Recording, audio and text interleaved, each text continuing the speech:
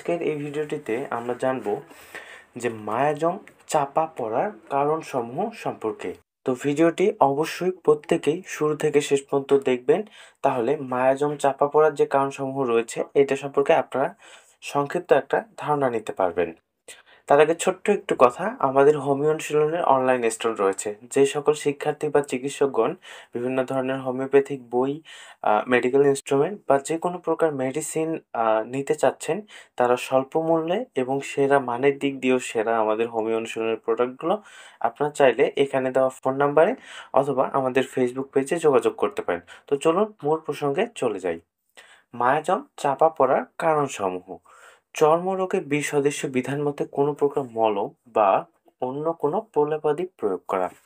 অর্থাৎ যদি কোনো একজন ব্যক্তি চর্মরোগের মধ্যে আক্রান্ত হয়ে থাকে, তাহলে তার বৃষদৃশ্য বিধান মতে চিকিৎসা, অর্থাৎ এলোপ্যাথিক চিকিৎসা বা সদৃশ্য বিধান অর্থাৎ অন্য কোনো চিকিৎসা, একাধিক ওষুধ প্রয়োগ করা, যেটা আমাদের হোমিওপ্যাথির সদৃশ্য বিধানের বাহিরে, সেটা মতে চিকিৎসা করা বা কোনো প্রকার মলম বা অন্য কোনো প্রকার প্রলেপ ব্যবহার করলে এই ধরনের মায়াজামটা তখন চাপা পড়তে পারে।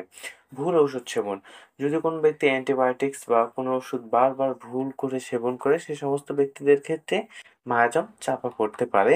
আবার রোগের গতি ভিতর থেকে বাহিরে চাপা পড়ার ফলে বিনা কারণে বা ত্রুটিপূর্ণ অপারেশন, যদি ত্রুটিপূর্ণ আ অপারেশন হয়ে থাকে বা আ একটা অনেক সময় দেখা যায় যে বিনা কারণে কিছু অপারেশন করতে হয়, সেক্ষেত্রেও আ মায়াজম চাপা পড়তে পারে। তার পরবর্তীতে রয়েছে চিকিৎসকের ভুল চিকিৎসার ফলে। চিকিৎসক যদি ওষুধ নির্বাচনে ব্যর্থ হয় বা ভুল চিকিৎসা করে, তাদের ক্ষেত্রে ওই একই সমস্যাগুলো দেখা দিতে পারে। বারবার চিকিৎসার পরিবর্তন করা। একবার হোমিওপ্যাথি, একবার এলোপ্যাথি, একবার ইউনানি, একবার আয়ুর্বেদিক, বিভিন্নবার বিভিন্ন প্রকার যখন ওষুধ সেবন করে, তাদের ক্ষেত্রে ওই মায়াজম চাপা পড়ার ব্যাপারটা দেখা যায়।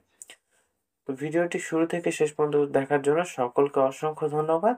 হোমিওপ্যাথিক চিকিৎসা ও শিক্ষা সম্পর্কিত সকল ধরনের তথ্য পেতে আমাদের Facebook page, YouTube channel, Telegram channel এবং হোয়াটসঅ্যাপ কমিউনিটিতে যুক্ত থাকার আমন্ত্রণ রইল। ধন্যবাদ সবাইকে।